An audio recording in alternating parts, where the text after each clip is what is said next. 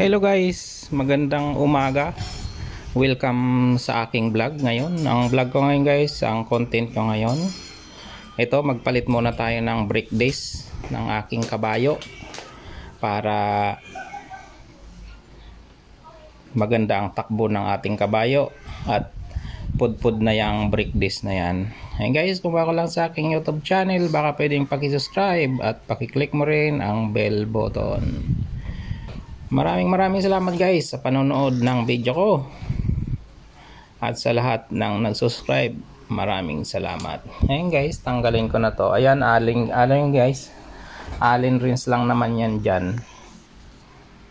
Ayan, ikutin natin, kalikotin natin to. Ayan, may apat na ano yan guys, allen rings. Yung brake disc na yan. Ayan, madali lang siyang palitan guys. Ayan, basta magkaparehas sa butas at magkaparehas na size. Ayan guys, shout out pala guys sa lahat ng nanonood ng video ko. Maraming salamat sa inyo sa panonood. Ayan guys, ito, ayan, luwagan natin para makuha natin yung brake disc na luma na yan.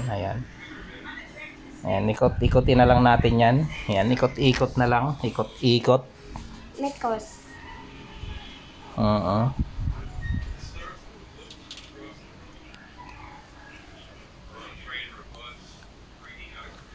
Ayan guys, kagigising ko lang. Pag di kasing guys pinalitan, kumakadyot-kadyot yung motor kasi kumakapit. Ayan siya guys, parehas naman. Ayan, parehas din yung butas. Ito na guys, ayan. Ayan, balik na natin yung ano, yung tornilyo niya. Yung key niya, datat niya, apat na key. Keep cop, yung keep cop niya. Ayan, anong tawag niyan? Basta yan guys, bolt yan.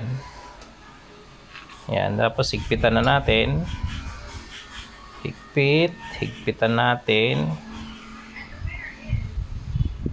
Ayan guys, so magaan lang siyang ikotin.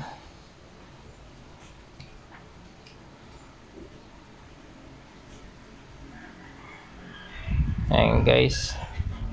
Ayan guys, pwedeng pakisuyo, pakisubscribe ang aking YouTube channel at pakiclick mo rin ang bell button.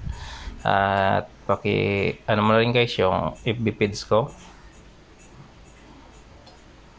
Ayan guys, maraming salamat at hihigpitan ko muna to.